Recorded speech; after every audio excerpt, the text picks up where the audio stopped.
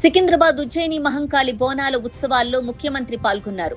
ఆలయానికి చేరుకున్న సీఎంకు ఆలయ కమిటీ సభ్యులు సంప్రదాయ పద్ధతిలో పూర్ణ కుంభంతో ఘన స్వాగతం పలికారు.